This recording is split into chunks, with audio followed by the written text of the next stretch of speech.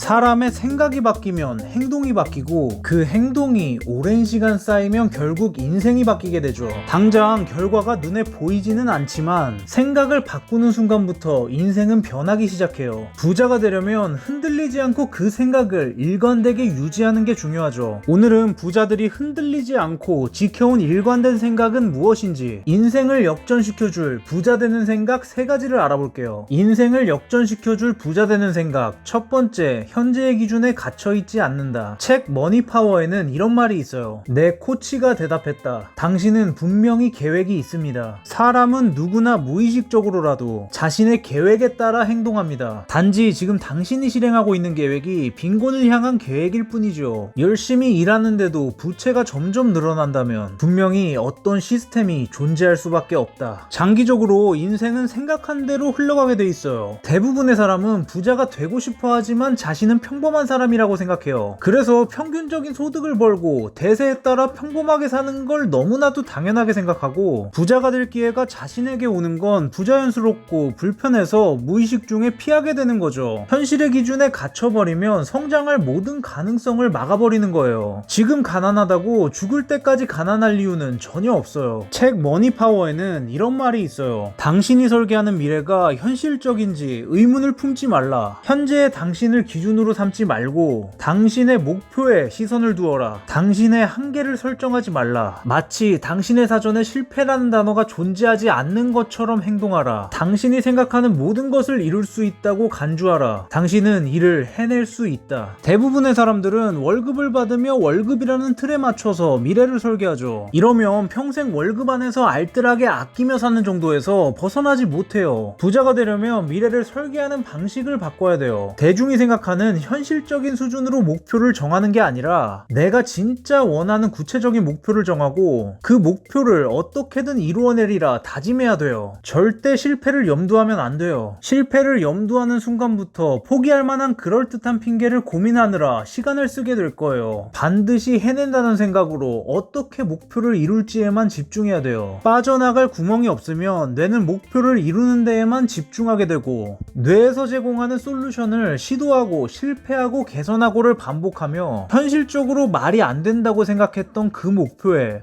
서서히 다가가게 될 거예요. 인생을 역전시켜줄 부자 되는 생각. 두 번째, 두려움의 반대는 용기가 아니다. 책 머니파워에는 이런 말이 있어요. 잘 생각해보면 두려움의 반대는 용기가 아니다. 용기가 있다는 것은 두려움에도 앞으로 나아가는 것이기 때문이다. 두려움의 반대는 감사하는 마음이다. 두려움을 떨치려 할수록 더 강해지기 때문에 누구도 두려움을 떨칠 수 없다. 어둠을 밖으로 몰아낼 수 없는 것처럼 누구도 두려움을 자신의 삶 밖으로 송두리째 뽑아낼 수 없다. 하지만 누구나 감사한 마음을 가질 수는 있다. 빛이 어둠을 덮는 것처럼 감사하는 마음은 두려움을 덮는다. 사람들은 두려움 때문에 새로운 도전을 주저하고 현실에 안주하게 되는데요. 감사한 마음가짐은 이런 두려움에 맞설 용기를 줄 수 있어요. 도전할 수 있는 좋은 기회가 온 것에 감사하고, 실패하더라도 실패를 통해서 배울 수 있다는 감사의 마음을 갖는다면 우리는 두려움을 이겨내고 좀 더 진취적이고 도전적인 삶을 살 수 있는 거예요. 또 감사하는 사람은 절대 포기하지 않아요. 감사하는 사람은 어떤 상황에서도 나에게 도움되는 부분을 찾기 때문에 언제나 배우고 성장하면서 결국엔 해내는 사람이 되는 거죠. 그런데 감사하기를 잘못 이해하고 자기 합리화의 수단으로 사용하는 경우도 있는데요. 그냥 포기하자, 누워서 쉬는 것만으로도 감사하다, 이렇게 포기하거나 쉬운 길을 택하는 용도로 감사하기를 한다면 자기 합리화의 가능성이 높아요. 분명 포기하면 편해지지만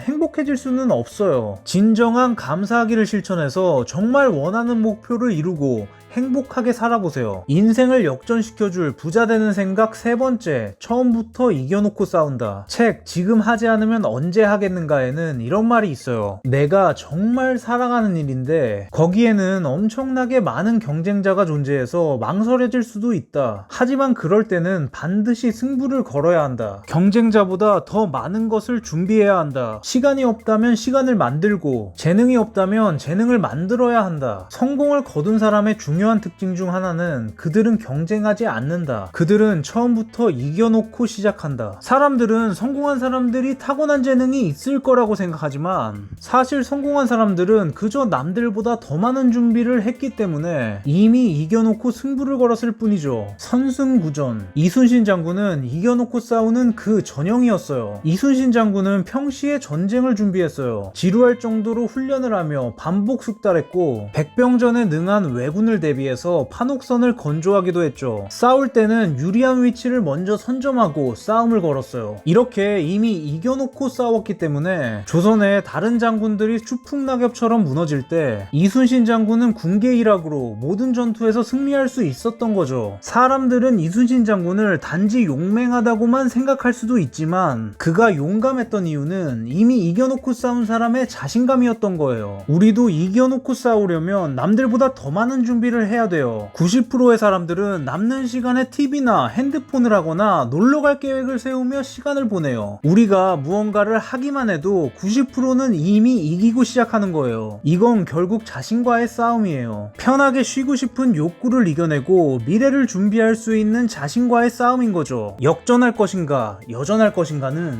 매일 게으름 피우는 1시간에 달려 있습니다. 오늘 얘기는 여기까지 할게요. 모두 100억 법시다.